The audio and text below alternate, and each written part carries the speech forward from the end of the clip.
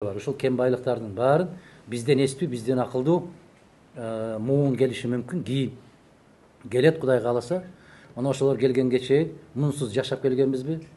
Кадамжайдын алтынысыз, Шамбисайдын алтынысыз, же болбосо Солтон Сарысыз жашап келгенбиз го. Ошол сыяктуу эле ураны жок деле жашап келгенбиз.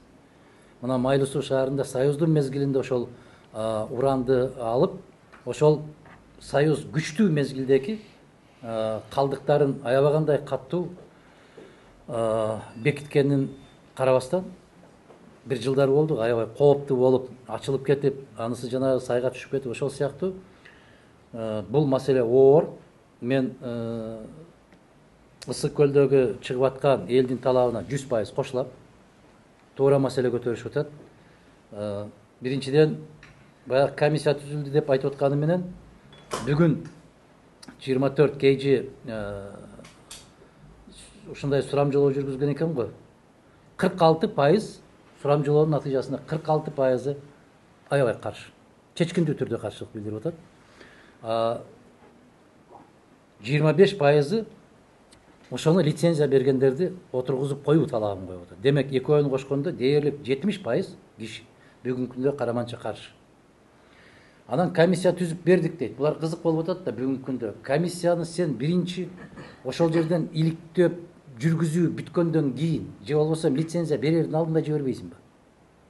Анан биз бул айылдын тургунун, тиги айылдын тургунун киргизип койдук комиссияга дейт. Ал айылдын тургундары уран боюнча эмнени түшүнөт? А бизде Илимдер Академиясы эмне? Уктап жатабы? Бизде химия институту бар. Бизде физика институту бар. Бизде биология институту бар Илимдер Академиясында. Алар эмне кылып жатат? Ошолор бериш керек да, ак же көк деп ошолор айтыш керек да. Адистер айтыш керек да. Мына нерсе бүтүндөй бүгүнкү күндөгү бийликке элдин ишениминин кеткендиги бул бир. Экинчиден, комиссия кандай курамда куралышы керек? Ага кандай кесипкөй инсандар кириши керек? Ошону билбеген өкмөт жыргатабы бизди? Дыйкан, малчы, жылкычы, же болбосо ошол жерде жанакы өрүк менен жан багып жүргөндөр, дыйканчылык менен, жер менен багып жүргөндөр урандын кандай зыян тийишин каяктан билет алар? Анан ушул айылда мынча кишини кошуп койдук. Эмне дегенди түшүндүрүп атат? Конституциядан таптакыр түшүнүгү жок кишилерден конституциялык кеңеш менен курап алган болсоң, конституция жаза болушу керек. Ошол сыяктуу мондай ар бир нерсенин өзүнүн дарегине жараша, мүмкүнчүлүгүнө жараша куралышы керек, түзүлүшү керек. Өкмөттүн атынан бирөө барыш керек да, лицензия бергенден кийин ким берди? Кыргыз өкмөтү берип атат. Эмне үчүн аны иликтебей туруп лицензия берип атат?